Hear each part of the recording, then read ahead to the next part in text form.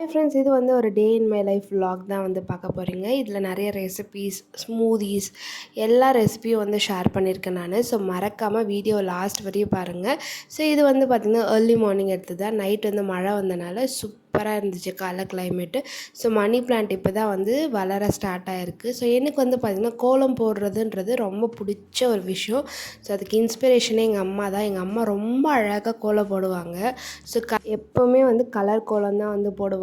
So நானுமே வந்து பார்த்திங்கன்னா சின்ன சின்ன கோலம் இந்த மாதிரி வந்து போடுவேன். ஏன்னா அப்போ தான் வந்து பார்க்கவே நல்லாயிருக்கும். அதுவே வந்து பார்த்திங்கன்னா இவங்களெல்லாம் உட்கார வச்சுட்டு இந்த மாதிரி ஏதாச்சும் கையில் கொடுத்ததுக்கப்புறம் தான் நான் கோலமே வந்து போடுவேன். ஸோ அதுக்கப்புறம் இதுலேயே வந்து பார்த்திங்கன்னா லஞ்ச் பாக்ஸ் எல்லாம் பேக் பண்ணணும். அதனால் ஃபர்ஸ்ட் திங் வந்து பார்த்திங்கன்னா குளிச்சுட்டு சாமியெல்லாம் கும்பிட்டுட்டு அதுக்கப்புறம் லஞ்ச் பாக்ஸ் எல்லாம் வந்து பேக் பண்ணி அவங்கள அமுச்சிடுவேன். ஸோ இன்றைக்கி வந்து பார்த்திங்கன்னா காலையில் குக் பண்ண ஸ்டார்ட் பண்ணும் போதே என் கூடவே எழுந்தாச்சு. எழுந்ததுக்கப்புறம் வந்து பார்த்திங்கன்னா பசிக்குதுன்னு சரி நானுமே எல்லாமே பிரேக்ஃபாஸ்ட்லேருந்து எல்லாமே ஃபாஸ்ட்டாக செஞ்சேன். ஃபஸ்ட் ஸ்மூதி வந்து பிளான் பண்ணியிருந்தோம் பிரேக்ஃபாஸ்ட்டுக்கு. ஸோ நாங்கள் வந்து ஃபஸ்ட்டு ஸ்மூதி ப்ரிப்பேர் பண்ணால் வேணான்னு சொல்லிவிட்டு தோசை பொடி வேணும்னு சொன்னால் அது செஞ்சு கொடுத்தாலும் சாப்பிடவே இல்லை. அதுக்கப்புறம் சரி ஆம்லேட் மட்டும் சாப்பிடு அப்படின்னு சொன்னேன். அவ ஏன் சாப்பிடலன்றது ரீசன் சொல்கிறா பாருங்க. சாப்பிட்ட தோசை என்ன தோசை சாப்பிட்டேன், பொய் சொல்லக்கூடாது. என்ன ஆச்சு? ப்ளோட்டட் ஆயிடுச்சா? ஆகும். அதனால சாப்பிட்லையா? என்னமே காலைல பசிக்குதுன்னு ஏன் சமைக்கும் போது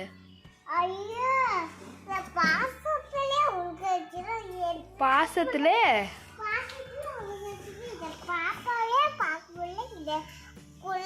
நான் கேட்டது ஏன் சாப்பிடலன்னு.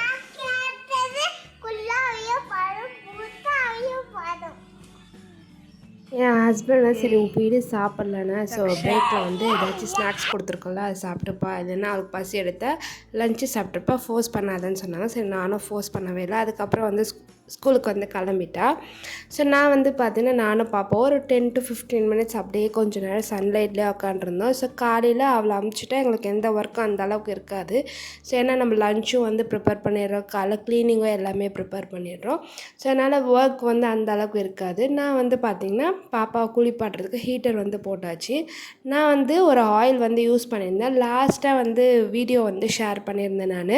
ஸோ அந்த ஆயில் வந்து நல்லா இருந்தால் உங்களுக்கு நான் சஜஸ்ட் பண்ணுறேன்ட்டு நான் மோர் தென் 6 to 7 months வந்து நான் இந்த ஆயில் வந்து யூஸ் பண்ணுறேன். ரொம்ப சூப்பராக இருந்தது இந்த ஆயிலு. ரிசல்ட்டுமே வந்து நல்லா இருந்துச்சு பேபிஸ்க்கு. அந்த ஆயில் வந்து பார்த்திங்கன்னா ரூட்னன்ஸ் ஆயிலில் இருந்து உட் ப்ரெஸ்ட் ஆல்மண்ட் ஆயில் தான் வந்து யூஸ் பண்ணியிருந்தேன் நான்.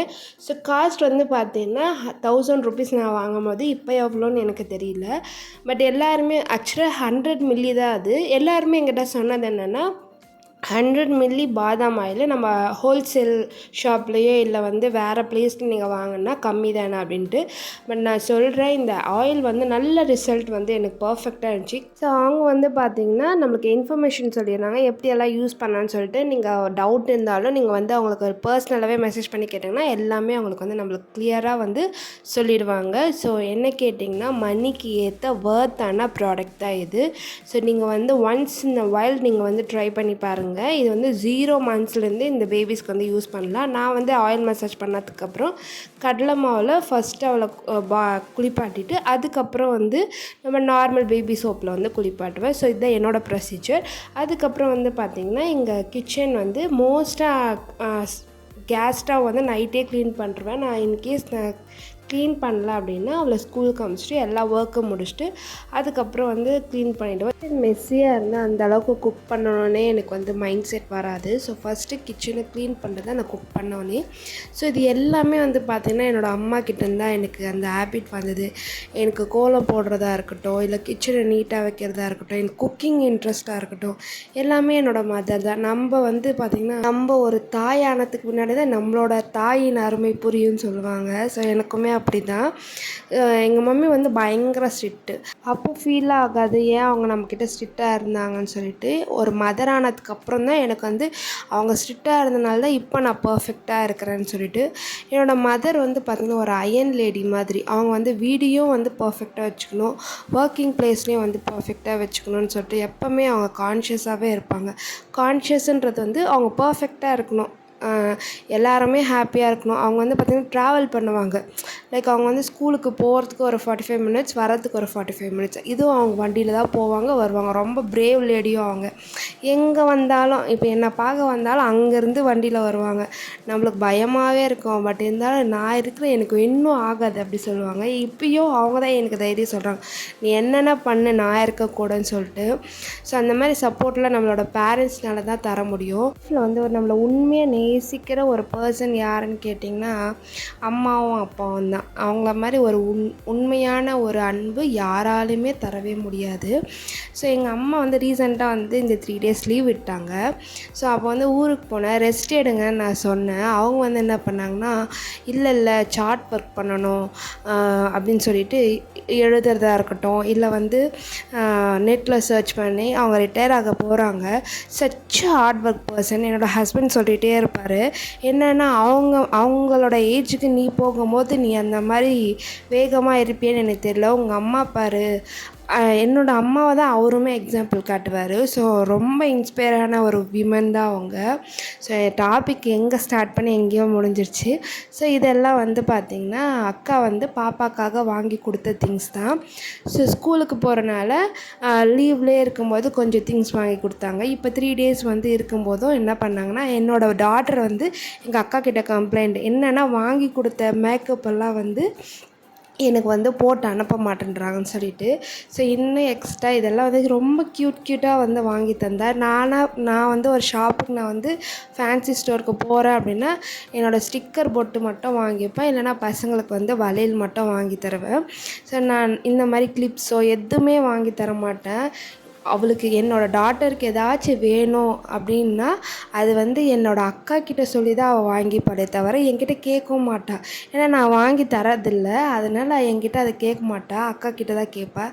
ஸோ அதனால் அக்கா தான் எல்லாமே வாங்கி கொடுத்தா. அது எல்லாத்தையும் அரேஞ்ச் பண்ணி இப்போ லைக் மேட்சாக, ஏன்னா யூனிஃபார்ம் வந்துடுச்சுன்னா நம்ம வந்து ரெஸ்ட்ரிக்ஷன் வந்துடும். இப்போ கலர் ட்ரெஸ்ஸுன்றனால இந்த மாதிரி குட்டி குட்டி பேண்ட்ஸு, அதுக்கப்புறம் கிளிப்ஸ் எல்லாம் போட்டு அனுப்புகிறேன் நான். மோஸ்ட்டாக எனக்கு வந்து இந்த மேக்கப்பில் அந்தளவுக்கு இன்ட்ரெஸ்டே கிடையாது. அது ஏனோ எனக்கு தெரியல. நிறைய பேர் சொல்லுவாங்க இது போட்டுக்கோ அது போட்டுக்கோன்ட்டு, எதுவுமே போடவே மாட்டேன் நான். காலேஜ் படிக்கும் போதெல்லாம் ஐ ஸ்டில் ரிமெம்பர், நானும் என் ஃப்ரெண்ட்ஸ் எல்லாம் என்ன பண்ணோம், பவுடர் கூட யூஸ் பண்ண மாட்டோம். ஸோ ஆஃப்டர் மேரேஜ் தான் பவுடர் யூஸ் பண்ணுறதா இருக்கட்டும், என்ன கொஞ்சம் க்ரூமிங்காக கொஞ்சம் ஒரு 10% க்ரூமிங்காக வச்சுக்கிறதுக்கு ஆஃப்டர் மேரேஜ் தான். ஸோ இங்கே வந்து பார்த்திங்கன்னா எல்லா திங்ஸும் வந்து க்ளீன் பண்ணிட்டு இருக்கேன் நான். ஸோ ஸ்கூலுக்கு போயிட்டாங்கன்னா மோரலஸ் நான் வீடு கொஞ்சம் க்ளீனாக வச்சுக்க ட்ரை பண்ணுவேன். எப்படியும் அது வந்து மெஸ்ஸியாக தான் போகுது, பட் இருந்தாலும் நம்ம நீட் அண்ட் க்ளீனாக வச்சுக்கணும்னு சொல்லிட்டு ஃபஸ்ட்டு எல்லா திங்ஸும் வெளியே எடுத்துகிட்டு க்ளீன் பண்ணிடுறேன். இங்கே வந்து பார்த்திங்கன்னா இது வந்து பாப்பாவுக்கு வாங்கின பால் பவுடர் இது. ஸோ இது வந்து பார்த்திங்கன்னா ஒரு 1 வீக் தான் நான் யூஸ் பண்ணியிருப்பேன். அதுக்கப்புறம் யார் காலி பண்ணதுன்னா எங்கள் அக்கா பொண்ணு, அப்புறம் என் பொண்ணு. ஃபஸ்ட்டு என் பொண்ணு இதை பார்க்கவே கிடையாது, இதை அவள் சாப்பிடவும் மாட்டாள். ஒரு நாள் என்ன ஆச்சுன்னா, எங்கள் அக்கா சாப்பிட்டுட்ருக்குறா, அதை பார்த்துட்டு எங்கள் அக்கா பொண்ணு, அதுக்கப்புறம் என் பொண்ணு. இப்போ வந்து பாக்ஸே ஃபுல்லாக காலியாக போகுது. எப்போயாச்சும் பசிக்குதுன்னா அவள் எடுத்து சாப்பிடுவாள். இங்கே வந்து பார்த்திங்கன்னா என்னோடய பொண்ணு எல்லா க்ரையான்ஸும் வந்து வாட்டர் பாட்டிலில் போட்டு ஆர்கனைஸ் பண்ணி வச்சுருவேன். சில பொருளெல்லாம் வந்து க்ளீனாக வச்சுப்பா. கேட்டால் இது எங்கள் மாமா வாங்கி கொடுத்தது, இது வந்து எங்கள் மம்மி டேடி வாங்கி கொடுத்தது அப்படின்னு சொல்லிகிட்ருப்பா. நாம் வாங்கி கொடுத்த திங்ஸை வந்து ப்ராப்பராக வச்சுக்க மாட்டா. என்னோடய மம்மி டேடி வாங்கி கொடுக்குற திங்ஸு, அவங்க பெரியம்மா வாங்கி கொடுக்குற திங்ஸு எல்லாமே வந்து பார்த்திங்கன்னா க்ளீனாக வச்சுப்பா. ஸோ இது வந்து எப்போவுமே இந்த மாதிரி க்ளீன் பண்ணும்போது தான் நம்மளுக்கு நிறையா விஷயம் கிடைக்கும். அதில் தான் இந்த பென்சில் இல்லைன்றது அப்புறம் எல்லாமே கிடச்சிடுது. இங்கே வந்து ஸ்மூதி ரெசிபி தான். இதுக்கு வந்து பார்த்திங்கன்னா 15 பாதாமும், ட்ரை கிரேப்ஸு, அதுக்கப்புறம் டேட்ஸு, மில்க்கு, ப்ரோமோகேனட் வந்து எல்லாமே வந்து அரைச்சிக்கோங்க. ஸ்வீட்னஸ் வேணும்னா சுகர் நீங்கள் ஆட் பண்ணிக்கலாம். நான் வந்து சுகர் வந்து ஸ்கிப் பண்ணிட்டேன். ஸோ இதுக்கு வந்து பார்த்திங்கன்னா பாப்பா காஃபி டீ எதுவும் கொடுக்காதனால நான் வந்து இதில் வந்து மில்க் வந்து ஆட் பண்ணுறேன் நான். ஸோ மில்க் வேணாம் அப்படின்னு நினைக்கிறவங்க நீங்கள் வாட்டர் ஆட் பண்ணிக்கோங்க. சூப்பராக இருக்கும். காலைல பிரேக்ஃபாஸ்ட்டாக வந்து கொடுத்தீங்கன்னா ரொம்ப டேஸ்ட்டாகவும் ஹெல்த்தியாகவும் இருக்கும், நல்லா ஃபில்லிங்காகவும் இருக்கும் இது. ஸோ இங்கே வந்து என்னோடய ஸ்டைலில் சோயா சங்கில் வந்து கிரேவி பண்ணியிருக்கேன். சோயா சங்க் வந்து பார்த்திங்கன்னா 1 hour நல்லா சோக் பண்ணதுக்கப்புறம் ஒரு 2 minutes வந்து பார்த்திங்கன்னா பாயில் பண்ணி அதுக்கப்புறம் நல்லா ஸ்பீஸ் பண்ணி எடுத்து வச்சுருக்கேன் நான். தக்காளியில் வந்து பார்த்திங்கன்னா முந்திரி வந்து ஒரு 10 முந்திரி போல் நல்லா அரைச்சி பேஸ்ட் பண்ணி வச்சுருக்கேன் நான். ஸோ இந்த ரெசிபி வந்து பார்த்திங்கன்னா idli, dosa, first of all இது வந்து சப்பாத்தியோட பெஸ்ட்டு சைட் டிஷ்ஷாக வந்து இருக்கும். ட்ரை பண்ணி பாருங்கள்.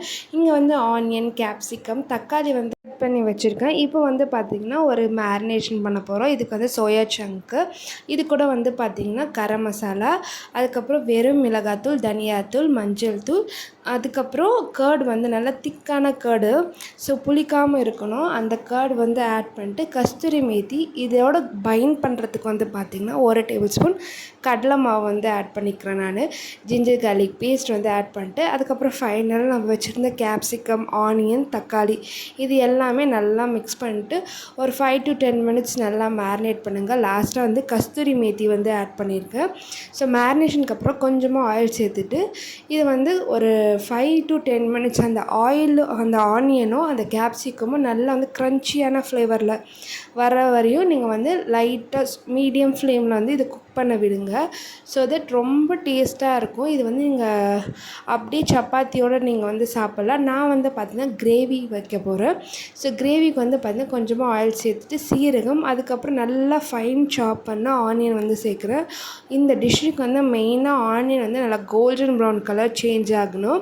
ஸோ நல்லா கோல்டன் ப்ரௌன் வந்து சேஞ்ச் ஆனதுக்கப்புறமா ஜிஞ்சர் கார்லிக் பேஸ்ட் வந்து ஆட் பண்ணிவிட்டு அந்த தக்காளி பேஸ்ட் ஆட் பண்ணி வீட்டில் அரைச்ச மிளகாத்தூள் 1 டேபிள் ஸ்பூன் வந்து ஆட் பண்ணிட்டு கொஞ்சமாக கரம் மசாலா ஆட் பண்ணி நல்லா ஆயில் ஃப்ளோட்டாகவே வரட்டும். முந்திரி ஆட் பண்ணனால கிரேவி வந்து பார்த்திங்கன்னா திக்கான கன்சிஸ்டன்சியில் இருக்கும். கொஞ்சம் வாட்டர் ஆட் பண்ணி நல்லா பாயில் பண்ணுங்கள். அதுக்கப்புறம் வந்து பார்த்திங்கன்னா இந்த நம்மளோட டிக்காவும் வந்து பர்ஃபெக்டாக வந்து ரெடி ஆகிடுச்சு. இப்போ வந்து பார்த்திங்கன்னா அந்த கிரேவியோட அந்த டிக்கா வந்து ஆட் பண்ணிடலாம். ஆட் பண்ணி ஒரு நல்லா ஒரு 10 to 15 மினிட்ஸ் நல்லா ஹை ஃப்ளேமில் வச்சு நல்லா குக் பண்ணுங்கள். ஸோ தட் ஆயில் வந்து நல்லா ஃப்ளோட் ஆகி வரும். ஸோ இது வந்து பார்த்திங்கன்னா பர்ஃபெக்டாக சப்பாத்தியோட ஒரு பர்ஃபெக்டான சைட் டிஷ்னா ஒன்ஸ் இன் அ வைல் இது வந்து ட்ரை பண்ணி பாருங்கள். ரிச் அண்ட் க்ரீமியான ஒரு சோயா சங்கில் வந்து கிரேவி. ஐ ஹோப் இந்த வீடியோ வந்து என்ஜாய் பண்ணிப்பீங்க. So see you in the next video. Tata, bye.